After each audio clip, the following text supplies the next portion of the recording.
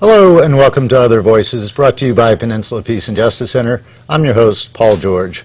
On this month's edition of Other Voices, we're going to talk about a lot of different issues with a political insider, or at least used to be a political insider. We're very pleased and honored to welcome to Other Voices Senator Mike Gravel. Senator, welcome to Other Voices. Thank you for having me here. Just a quick history. I think most of you here in the audience probably know Senator Gravel's history. That's why you're here. But for those who don't, let me just mention he was a member of the Alaska House of Representatives from 1963 to 66, Speaker of the House 65 and 66, and then went on to the United States Senate representing Alaska for 2 terms, 1969 to 1981, where he was a leading voice against the Vietnam War and more recently, an early opponent of the planned invasion of Iraq, still speaking out about that. And probably most famously, or maybe I should say infamously, helped Daniel Ellsberg in his release of the Pentagon Papers when the Nixon administration tried to shut down the New York Times publication. Senator Gravel read 4,100 pages of the Pentagon Papers into the congressional record from the floor of the U.S. Senate. How long did it take you to read 4,100 pages? Well, it's not quite precise. Okay. I was thwarted. I did have a plan to go ahead and read the Pentagon Papers on the floor of the Senate. Alan Cranston was going to be in a chair, and we were going to control this, a filibuster here that would have led right into July 1st and forcing the expiration of the draft. However, when I took the floor, knowing I was going to go around the clock twice, as a courtesy to the staff, I put on a quorum call to let them notify their families they weren't going to be coming home too soon. Well, when I tried to remove the quorum call, if you're familiar with it, it requires unanimous consent to determine a quorum. And so Griffin, who was the whip Republican, we were the only 2 senators in the chamber, and he objected because he was very suspicious of me. And lo and behold, I was thwarted. And so we tried to get a quorum. We were asking the Democrats to come back. They were telling the Republicans, stay away. We don't know what Gravel's doing, but there's something wrong here.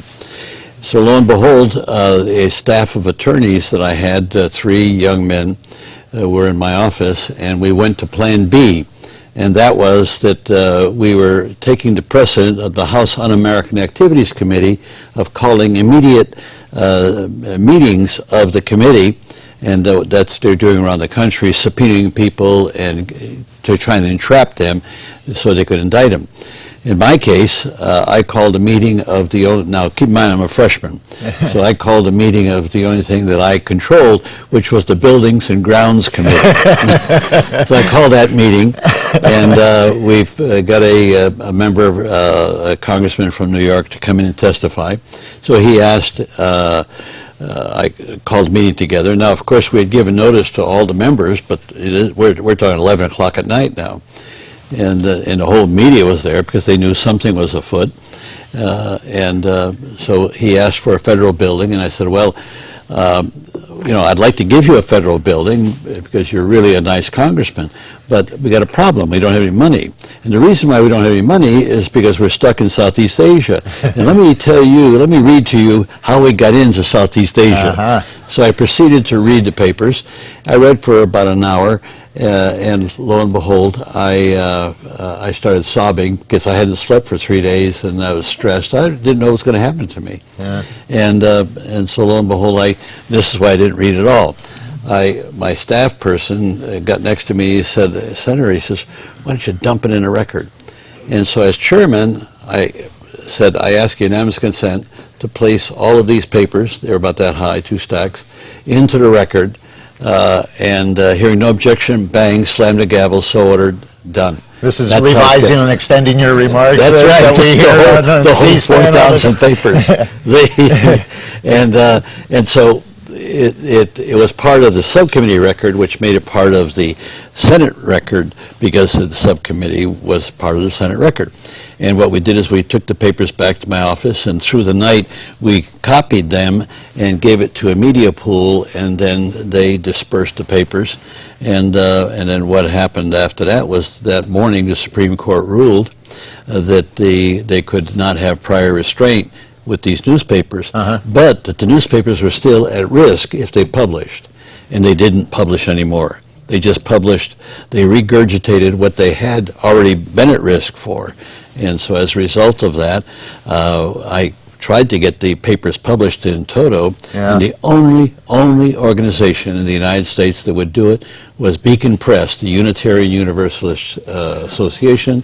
It's a single corporation, and it was a real brouhaha because they were pursued by the FBI, and they sought to indict me, and my case went to the Supreme Court, and I won that I could release the papers as a senator. But when I went to Beacon Press outside of the Senate, I was liable, along with Beacon Press and Dr. Rotberg, who was my editor. And guess what? Dan Ellsberg never served a day in jail, nor did I. But the three people in the Justice Department who were after us, all three of them went to jail, starting with the Attorney General. So, now, if you haven't seen the movie, The Most Dangerous Man in America, which is Ellsberg, great movie. And it's, you know, the people who did it really did an unbelievable job. And it was up for an Oscar. And, of course, that's what you see in there when I slammed the gavel. That's when I ask anyone's consent, hear no objection, bang, it's in the record. And they built up that. So that's what happened. What's the story with you and Daniel Ellsberg? He came to you initially as a way to try to get the papers out? What happened was that he had solicited several senators, George McGovern, Pete McCloskey in the House, and Bill Fulbright. They all turned them down. They didn't want to touch the papers. And now keep in mind, I was a freshman. I was not known. So Dan, frustrated by that, decided he would go to the media. So he contacted the New York Times. I forget the guy's name, but they then took it in, and Dan was anxious to get them out in the public. So lo and behold, they did, and then immediately Mitchell, the Attorney General, filed a restraint publishing. So they stopped. And then the Post picked it up, and then several other papers. But every time a newspaper picked it up, they were slapped with this restraint. So Dan got real frustrated that it's not getting out. We're stuck. And that's what he discovered, because I was in the process of doing a filibuster on the draft that I started in May and continued on until September and forced the expiration of the draft, which was 2 years later. But what happened, Dan saw that and he called on a telephone. Now, he didn't give his name, and he made two calls, but in the second one I was sitting at my desk waiting for it, and he called on the phone. He said, would you read the Pentagon Papers into your filibuster? And I said, of course I would. Immediately I said, now hang up. I have a background in intelligence. When I was, and this will tell you why it was so easy for me to make the decision. You say, oh, you were so courageous about doing this. Not really. When I was 23 years old, I was the adjutant of a communications intelligence service where I could classify and declassify top secret. 23 years old. Let's move ahead. I'm now 41 years old. I'm a United States Senator. And the Pentagon Papers are brought to the Senate and the House by the administration, and they're put under guard, and a senator could go in, no staff could read it, you could only read it, you couldn't take notes, and they had two armed guards next to the papers. Can you imagine how silly that was? And so when I had a chance, man, it wasn't a decision, instantaneous, release the papers. This is ridiculous. And of course, that connects to current times. WikiLeaks. Dan Ellsberg has been out stomping on behalf of WikiLeaks and how important that is. What connections do you see with that, and what's your take? Obviously, you just said thank heavens for him. Well, I've sent the letter off to Assange, praising him and encouraging him to just keep it up. They don't have a leg to stand on to prosecute him. You know, isn't it interesting? We have an Australian in the global communications community who is doing the Lord's work or Allah's work, or however you want to phrase it. It's awesome. Now, where he's free, and this is when you get Joe Biden, who I served with on the network, saying, you know, he's a techno-terrorist. Yeah. Boy, I'll tell you, the techno-terrorists are all in the White House and in the Pentagon. That's where they are. But as far as what Assange has done, he's opened up an avenue where anybody can send him material. He doesn't want to know who gave it to him. He doesn't want to know the leakers. And so when you see these hundreds of thousands of pages of cables within the State Department, how do you think it got there? It didn't get there by accident. It got it with people of conscience within the bureaucracy of government who are shoveling it out as fast as they can to WikiLeaks, and he's going through it carefully and putting it out. And this is great, because now you see how your government runs, and you're not proud. Now, we know that they had torture. We know they had these terrible things. But what we don't know is how the day-to-day communications take place where they come to these conclusions in policy. And you can see it. Some of the cables that I read, you know, we've got to stick it to Russia. I mean, gratuitously, or fear of China. Here. We spend more on defense than all the rest of the world put together. China, which has trebled its budget in the last 10 years, is only 10% of our budget. Russia is only 7%.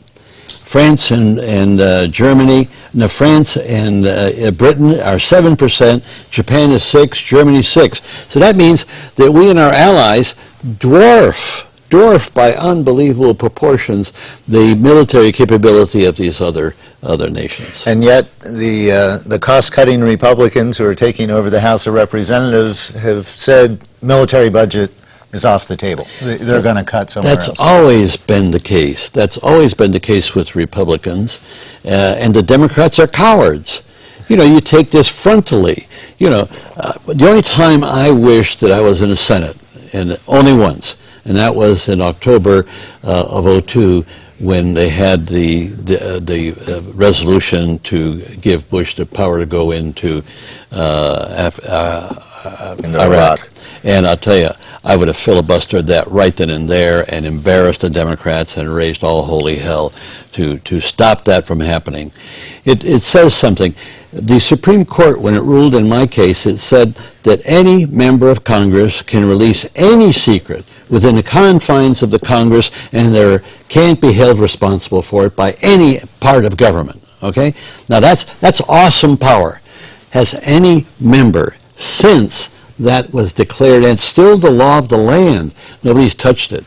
And Durbin, the whip of the Senate, he confessed up last year that, you know, I was on the Intelligence Committee, and I heard what the briefings we were getting from the CIA and other intelligence sources, and I heard what the president was saying. It wasn't the same thing. The president wasn't saying what we were getting. And he says, I thought of this, and I thought that maybe I had to say something, but I was afraid that it would cost somebody's life. Well, by his not talking, it did cost 4,000 plus American lives and 100,000 Iraqis. But it's a matter of judgment, and of course, what you do when you step all over the rules like this, or not the rules, the peer pressure, conventional wisdom, you walk all over it, people look at you. The biggest problem I had in the Senate was peer pressure. And I could handle it, but in my own office, I'd come back to my office, my staff would say, Senator, why don't you act more like a senator, and we'll all do better. Well, in retrospect, when I look back at my career, I wish I had been meaner and tougher. But no desire to be back in the Senate. Oh, God, no, I wouldn't take it if they handed it to me now. At all. But you threw your hat into the ring in 2008. Well, that was different. I ran for president because I've been devoting the last 25 years to developing what is a national initiative. a process. As you know, we have the initiative process in California and in 24 states. Well, it's not a very good process, and it has shortcomings.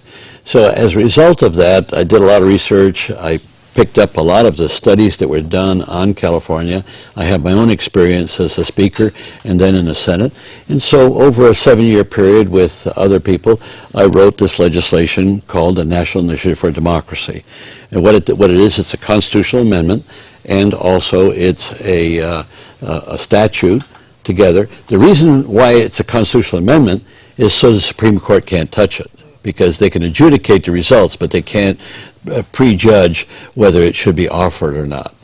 And so what I've done is I developed a process to go entirely around the government using Article 7 of the Constitution as the precedent. Because remember, Article 7 says when the conventions of 9 states ratify this Constitution, then it becomes the law of that state after 9 of them have ratified. Well, that was illegal at the time, because you see, the Confederation Constitution took unanimous consent to change. But what had happened with the founders is we were in such trouble as a nation at the time that after they got their 9, the opponents of the ratification capitulated. And then what was perpetuated was the myth that, and you read that, and when you read the preamble of the Constitution, it says, "We the people do ordain." Well, when you say we can ordain, that means we're all powerful as the people. Well, of course, that's not how the country started. But so can we ordain? Well, if we truly are the masters of the polity, then we don't have to ask. We, the people, do not have to ask what we created, which is the Congress and state legislature. We do not have to ask permission from them to change the government. It gets even more interesting when you realize that all of the founders, Washington, Jefferson, Madison, Hamilton, they all said the people in subsequent generations should be able to change their government to satisfy their needs, their current needs. Well, isn't it interesting? They didn't put any procedures for the people to do that. They did put procedures for the government to do it, but not for the people. And the reason that was done is because they didn't trust the people, because the people would not have tolerated the inclusion of slavery into the Constitution. Mm-hmm. And there's a precedent. In this book that I have chapter 12, Who Stole the American Dream? You hear a lot of people say, oh, just recently it's got real bad. Hey, who stole the American dream? Were the drafters of the Constitution of the United States in 1787. They stole the American dream because they did not keep faith with what they had done a very few years before, and that was declare all human beings equal. And they did not keep faith with that. And that's when the dream was departed. And so in order to lock in slavery, they couldn't let the people ratify, or they couldn't let the people legislate. And what I've done with the National Initiative is offered up a process that completes the Constitutional Convention. That is, to give the people the tools to be able to make laws in every government jurisdiction of the United States, and a far improvement over the lawmaking process that you have in California, the 24 states, and even an improvement over Switzerland. And I've lectured in Bern on the subject. So this national initiative, if somebody gets this, if it was in effect, how would an initiative get onto the ballot? Well, let's say there's a group here, we're all together, let's say we agree on what would be a good thing. We want to get out of Afghanistan. Hey, that's a good one. And we could even say Iraq too if we wanted to, and we want to end the war on terror. So what we do is we call up the Citizens Trust, and we ask them to do what they do in California. Give me an attorney to help us draft what we want, because none of us are attorneys. And so they give us an attorney. We draft this initiative to make sure it's constitutional, make sure it's properly written. And so now we look at it. Okay, we got it. Now what we got to do is qualify it. Well, we can give it to the legislature, the Congress, to put it in without changing a word, but they won't do that. But what we can do is we can turn around and ask the trust what's the percentage of signatures we have to get on a petition basis nationally. Or we can commission. Now, what we will have is a process where people can do this electronically, so you don't have to go on the street corner and everybody stand out in the cold and sign. But there's an even easier way, and that is to take a poll. If we take a national poll, which would cost about $25,000, now, which of course now we have to pay. We've got to raise that money. If we can't raise that money, we don't deserve to have a national issue. We raise that money, we take the poll, and if 50% of the American people want to vote on the issue, doesn't mean they vote yes or no, want to vote on the issue, it then is qualified. After it's qualified, the trust then has a hearing. They appoint a hearing officer. We send some of our people to the hearing to sit on this side of the table to question the others, and then we turn around and invite the Congress to send their committee chairman of the relevant committees to this subject to the hearing. We have a hearing. After the hearing, we then convene from a pool of several million Americans, a pool to create a deliberative committee so they can act like a subcommittee in the Congress or in any legislative body. And then they take the hearing record, go over it, and we could go on from there. But then it goes very rapidly, because after you get the deliberative committee vote, the hearing record, then the Congress has to vote within 90 days in an advisory capacity on the subject. Now, keep in mind, when we were qualified, a website was created, and all of the activities, the hearing, everything is streamed on the website there to follow through. There are EIS statements made, there are social statements made, there's economic impact statements made. That's all part of one initiative. And then after the vote, they got 90 days, then it's put into a queue, and people can vote on it. And guess what? You don't have to leave your house. You can be on vacation in Paris and pick up the telephone or use your computer and vote. And you got one whole week to vote on this subject, 24/7. Now that's making it easy for people to participate. And it's a deliberative process. The problem that you have with the states that have initiative laws right now, they're not deliberative. People qualify it, everybody throws money at it, and people vote. And in one instance in Oregon, they had 26 initiatives on one. The document, the pamphlet they sent out was over 300 pages. Now, that's not a way to legislate. I don't know of any legislative body that would do that kind of ridiculous thing, but we do it to the people. And that could be corrected, but there's never been, it's been the other way around. Ever since the initiative at the state level came into being, it's been a battle against representative government to stop them from denying the people the right to legislate. That's why it's so imperfect. And a lot of times with state initiatives, what we see are moneyed interests running initiatives or opposing initiatives with their much greater financial resources, and also initiatives being used as so-called wedge issues in critical elections. Mm-hmm. And that seems to be one of the problems with the initiative process, which I like in California, but it seems like the level of abuse and the potential for abuse of any initiative process well, I'm glad you pointed that out, because I said it in code. I said that you don't have very good initiative laws. Yeah. Well, that's what I'm saying, is that it lends itself for easy abuse. One of the first things that I made sure was in the constitutional amendment that we put up in the national initiative is only a natural person can donate money pro or against the initiative. Only a natural person. That wipes out everybody else. All corporations, unions, you name it. Wouldn't the Supreme Court find that unconstitutional, given their Citizens United ruling of last year? Well, here, keep in mind, once the people have the power, when the people acquire this meta legislation I'm talking about, they immediately become the senior partners. And if the Supreme Court didn't conduct itself well, they could wipe it out. You got to understand what I'm really doing with this initiative process. They are the senior partners. Now, I think that and a lot of people say, oh, let's have direct democracy and do a representative government. I think that'd be a mistake. We have 230 years of experience, legislative experience. You don't throw that away. And plus, I see it as a partnership. The people acting independently over here with their own agency, their citizens' trust, to take care of their needs, and representative government over here.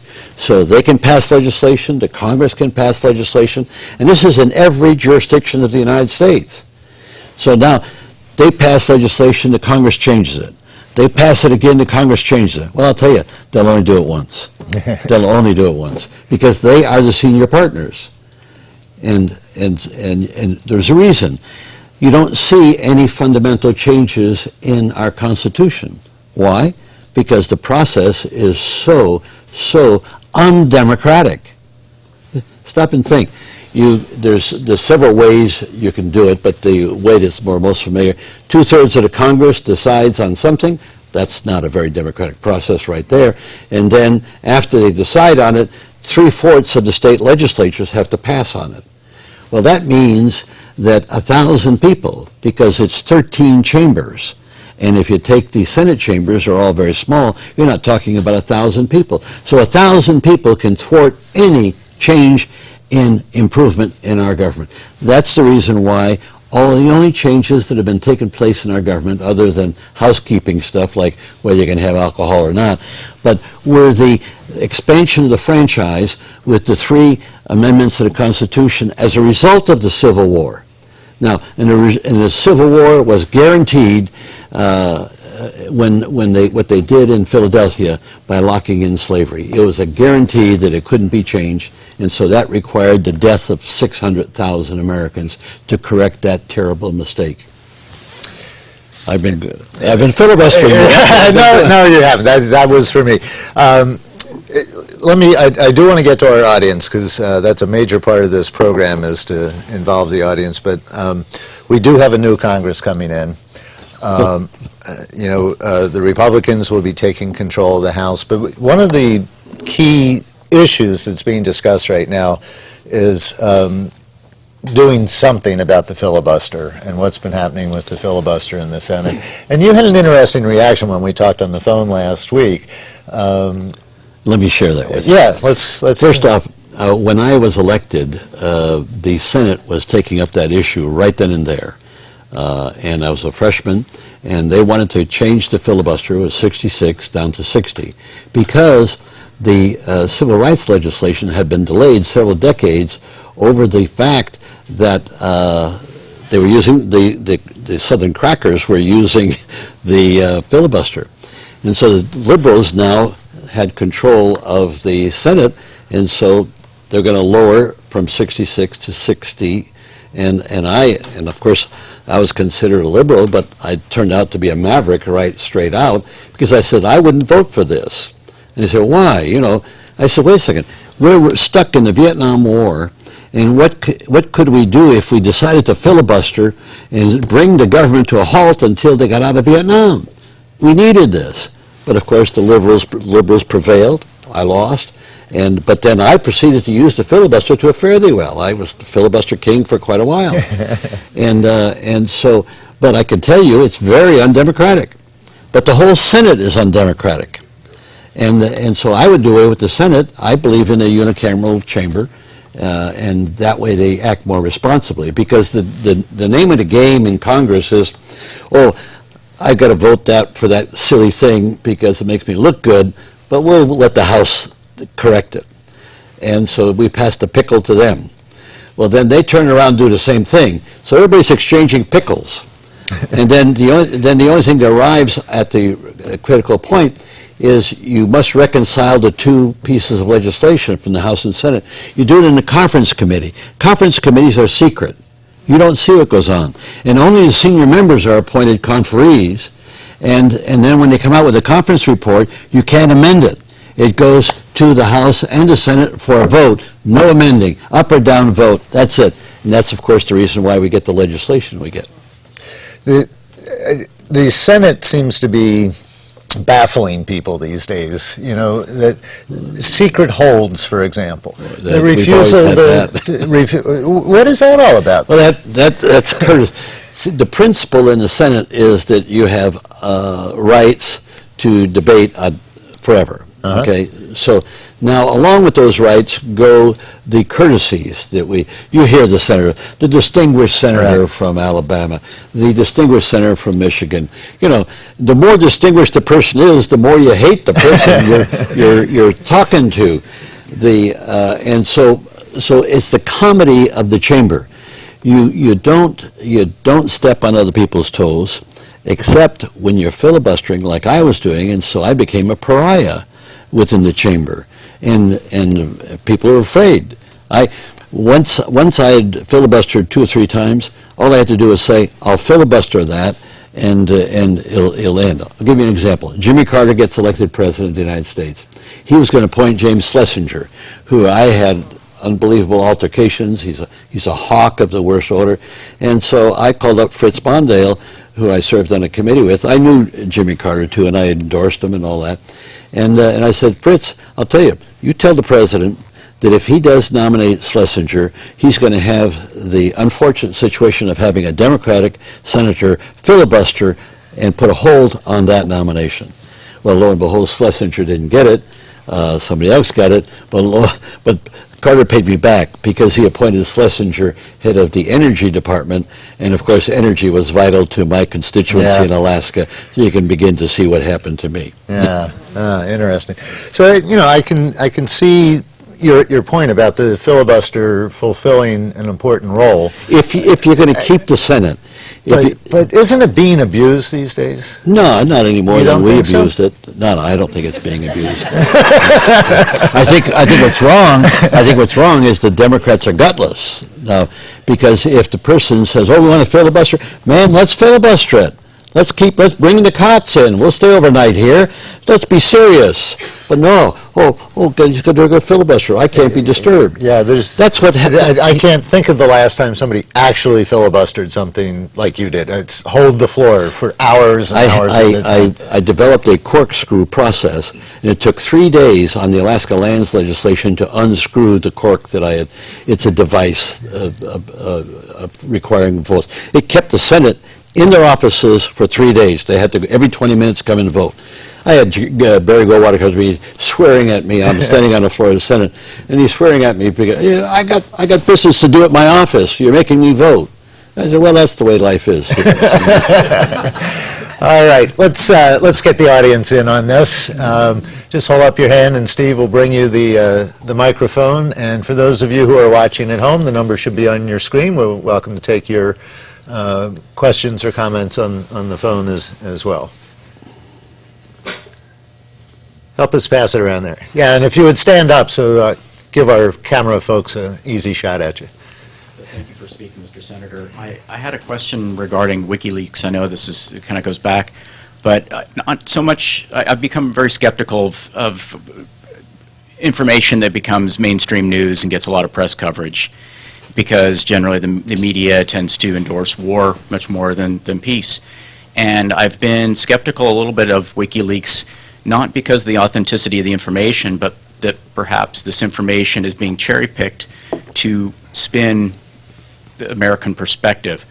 In the case that you had brought up, the 100,000 Iraqi civilian deaths, when we have information from the Lancet and 2 other reports stating that the body count could be well over 1 million people. So you get information coming out saying, okay, it's 100,000. Well, WikiLeaks shows that it's 120,000.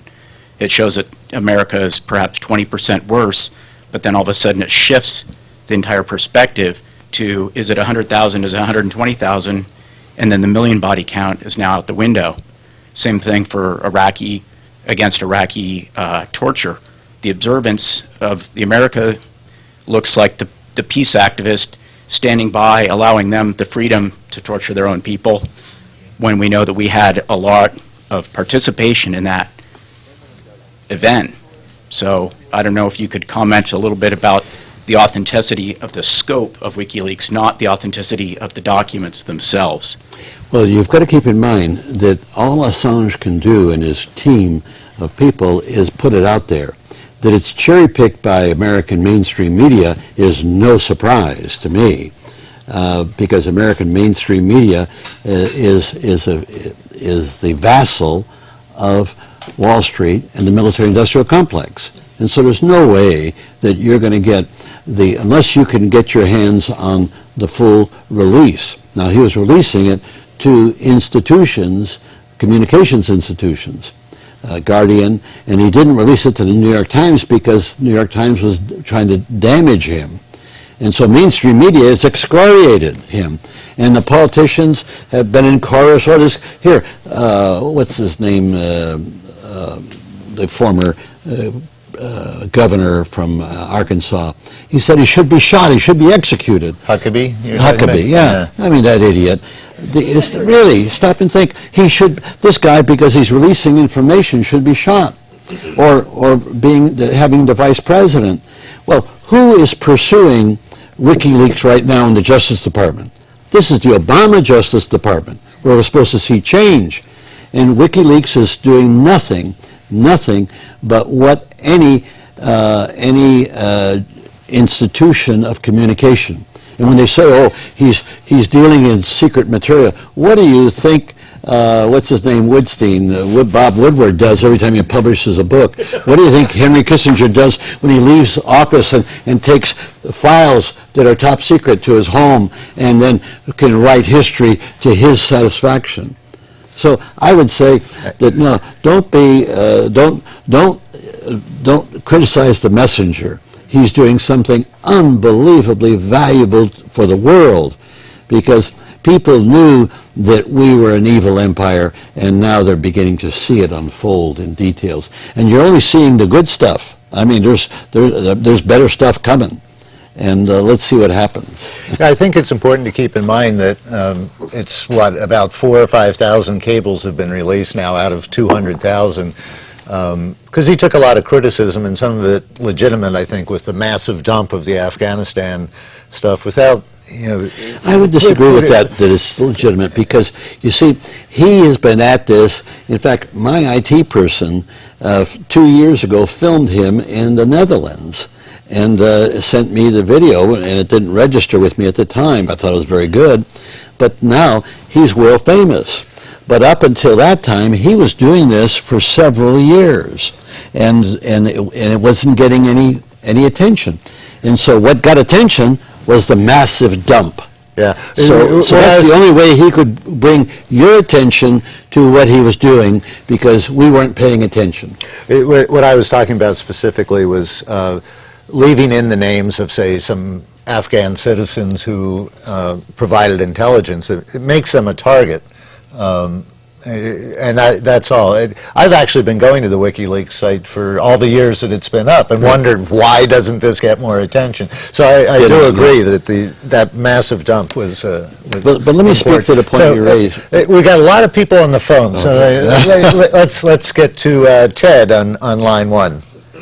Well, hi. How's it going? Happy New Year to you. Thank you. Ted, there's a lot of callers behind you, so I'm going to ask you to get to your question quickly. Okay. About ISA and the witch hunt that is coming up tomorrow, and trying to change the Obamacare and some other things, and it smacks of really fascism. Well, I share your view. It doesn't smack of fascism. It is fascism. Maybe Republicans are fascists. They want to spend all this money on defense when we don't need it, and in areas where we need it, where it's health care. And then, of course, the Democrats are just as guilty. Here, 72% of the American people wanted a single-payer system when they passed it into Congress. Now, how unresponsive can your elected officials be? Now, don't get confused. Single payer means that we pay for the cost of health care with tax dollars. It doesn't mean you have to have full government delivery of the system. We can organize other devices. I had one when I was running for president. So it's confusing. But these Republicans, I got to tell you, They're Neanderthals. and the Tea Party, I mean, these people, remember the know-nothings in history? Mm-hmm. Well, that's the extension of it. These junior know-nothings. Do you think we're looking at 2 years of interminable congressional Gridlock. Everybody's running for office again, and the American people, here, Obama's people didn't come out and vote for good reason, because Obama turned out to be a real disappointment. And I'm being very, very kind when I say that. It's a tragedy. Do you realize his defense budget is 6% higher than Bush's defense budget? 6% higher. And when you look at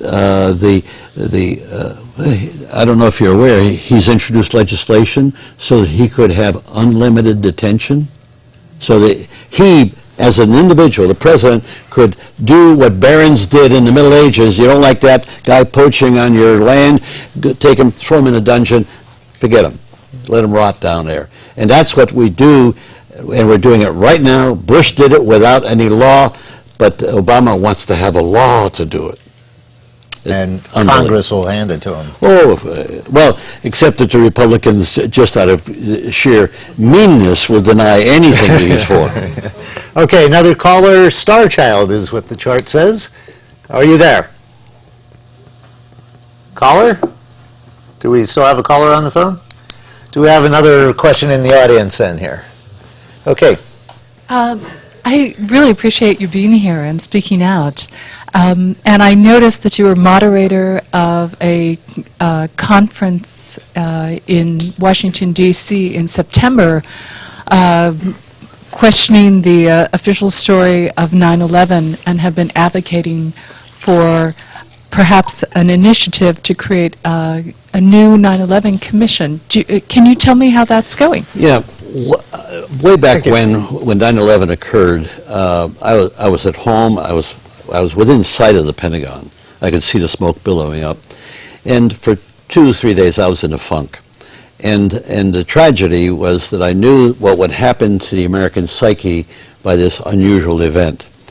And then, of course, the misfortune of having a fool as president, who would then take us to the extremes in this regard.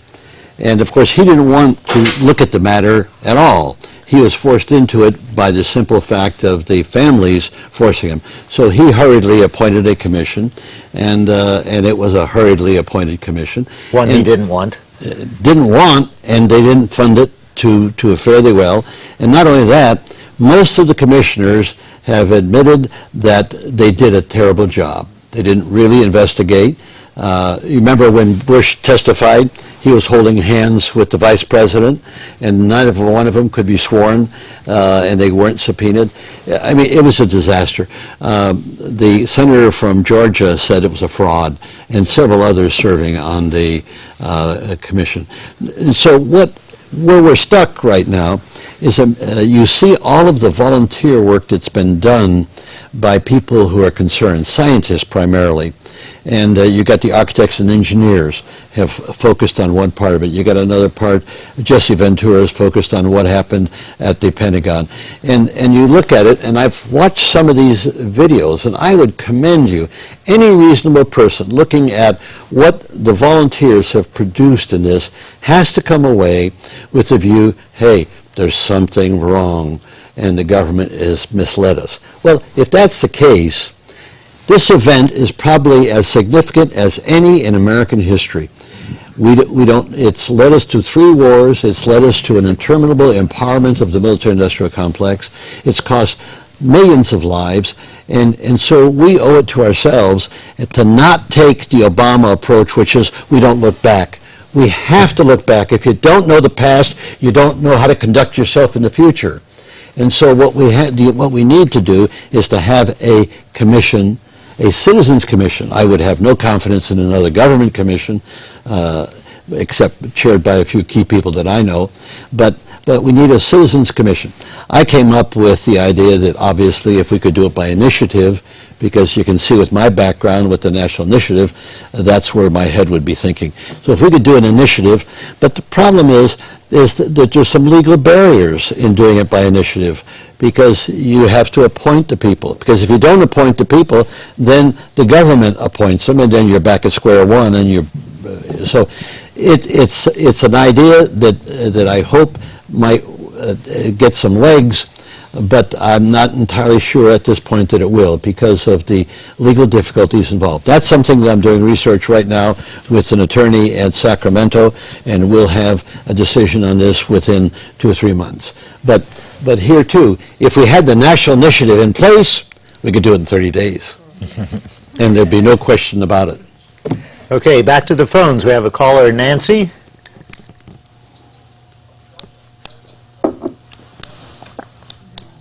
I'm not hearing anything on the phone. Okay, we now have Star. Starchild, hi. Yes, hi. What's your question? Yes, hi. I wanted to thank you for hosting Senator Gravel, and I want to ask him about his continued involvement in the Libertarian Party. I was actually a national delegate at Denver, the convention in 2008, when he ran for the nomination, and although I wasn't supporting him at that time, I very much appreciated him being there and his strong commitment to civil liberties, and fully agree with what he's saying about the wars and WikiLeaks, and these issues I think are very important to bring forward. And I was just wondering what his intentions may be as far as hopefully getting some alternative party energy going in this country to really give us a true multi-party democracy, and hopefully he'll follow through with the involving himself in the Libertarian Party and not just the one-shot deal of trying to run for president. If you were at the Libertarian Convention, you may recall I made the statement that if the Libertarian Party became as successful as the Democratic Party and Republican Party, it would be no different. There's a corruption process that takes place when you have power. And so the Libertarian Party can be sort of a purist right now because it doesn't have the power. But if and when it acquires the power, it will act no different than the Democrats and Republicans do. You're going to see that, and I'll predict it. Watch very closely the conduct of the Tea Party people that got elected that are going to be so revolutionary. Watch them as they turn right in front of you. You basically went to the Libertarian Party to push the national initiative. Correct, yeah. Correct. And I enjoyed that convention. Now, that was a real convention. Everybody and his brother got in. But also... corruption. No corruption. It was democracy, yes. Boy, straight on. And I had visions that maybe the Libertarian Party, thinking so much about the individual, that would understand and support the national initiative.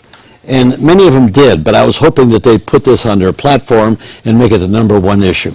That didn't happen, and my good fortune was that I didn't get the nomination. I came close, but that didn't break my heart at all. Yeah.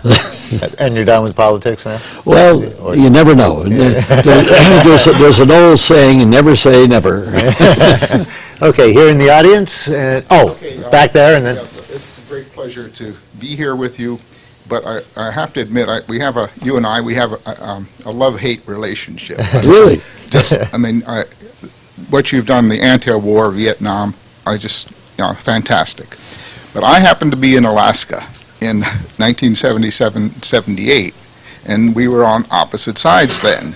So we were fighting for the Native Claims Act and the what became the ANLCA, the Alaska. D2 lands. Yeah, the D2 lands, H.R. 39, Morris Udall's bill, and you were the enemy. Oh, I filibustered that for 3 years. So, and I still do not regret a second of it. And Udall was really pissed off at me. And so was Jimmy Carter, and Jimmy Carter's never forgiven me. But let me tell you that I was the first one in Alaska history to advocate wilderness in southeast Alaska. The first one. Okay. And all I wanted was to be able to do a study. But what happened was when the environmentalist, who didn't know much about Alaska other than, hey, who was the senator from Massachusetts who was leading the charge on that? Tsongas, right? Well, Tsongas had the harbor that was the most polluted in the United States. Now, do you think he would do something about the pollution in his own backyard and let us deal with our problems? I have no problem with the national infusion, but I'll give you one example as to how extreme that legislation was. From the Bering Sea to the Canadian border, north of the Brooks Range, there is no possible development or exploitation of any resource other than on native lands. They bought out the natives, they bought out the timber interest in Southeast Alaska and gave them for 10 years $30-40 million to make roads and cut trees down. It was an abomination. But this is what they could get, and I have a very large number of friends in the environmental community because I'm the one that started the nuclear critique in this country. And so I can tell you that they would come to me and say, they would not say very much against me, but they knew that every time I turned around, because I wanted to get a decent compromise, and they weren't compromising because they knew they had the presidency, they knew they had the votes, and so they rolled over them. And that was the corkscrew filibuster. It took 3 days to get it passed, and the only senator that voted for me and I'm not proud of that, is Strom Thurmond. All the rest, they caved in. Who cares? It's true what they say. Politics makes strange bedfellow. You better believe it. Okay, we're getting short on time, so we'll go back here to the audience. So my name is Samina Sundas and I'm an American Muslim. So 9/11 has impacted Muslims more than anybody else in the whole world. After 9 years, Islamophobia is on the height. And if I remember correctly, Russ Feingold was the only senator who voted no for Patriot Act, and he lost the election this time. And how do people find courage to do the right thing if they're going to lose? And what can you suggest for Muslims and fellow Americans to do to change the politics of fear and hate and anger and violence? First off, one of the unfortunate traits of Americans or Caucasians is a racial trait. And so you see it against the Chinese, you see it against the Asians, you see it against blacks. It's unfortunate. I can't explain it. It's there. I understand it very well. I have been very supportive of the Muslim community and speak at several of their occasions across the country. And I'm very critical of AIPAC and the policy we have in Israel, which is very unfortunate. It's the tail wagging the dog. And until we can arrive at a settlement between the Palestinians and the Israel, we'll never have peace.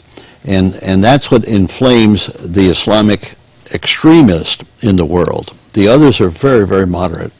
And so I don't have an answer to you other than I've told people that they should take a page from the Jewish community's book, and that is, put your money where your mouth is. The reason why AIPAC has the power is that it can focus any amount of money it needs to defeat any member of Congress who doesn't toe the line or speaks out too much. And so the Islamic community is almost as large as the Jewish community. And wealthy, too. It's wealthy. These are people that, keep in mind, they're all Semites. I mean, so that's my advice, is if you're going to get involved in politics, you get involved in what is the side of politics. Money. Money is the mother's milk of politics. And that's why the AIPAC is so powerful. All right, back to the phones one more try. Nancy is on the line now. Yes, given the Citizens United ruling, and as you're saying, the power of money in politics, and given the length of time it would take to pass an amendment to change that situation, do you think it would be effective if we could get the Disclose Act passed to increase truth in political advertising, and FENA, the Fair Elections Now Act, for public funding of election campaigns? Thanks for the call. Yeah, thank you. First off, I don't think there's a prayer that will ever see campaign finance reformed. You're asking the wolves to redesign the chicken coop, and that's who they are. And of course, Thomas Jefferson called them wolves, everybody in elective office.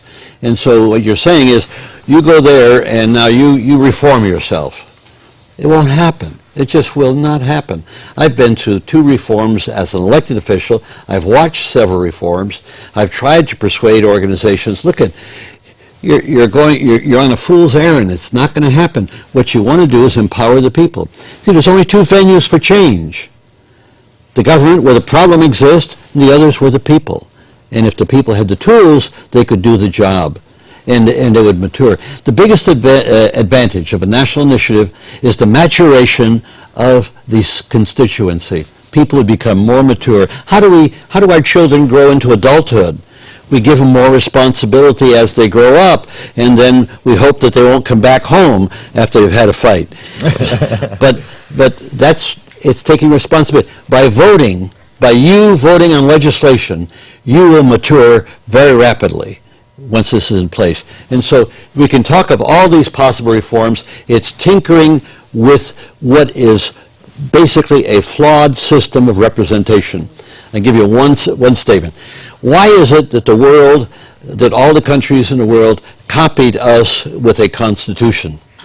Because our constitution permitted the elites who controlled the government under tyranny or under a kingdom to continue their control. And so nothing has changed. And that's why, as these countries come into being, they go with representative government, because it enshrines the elites in power.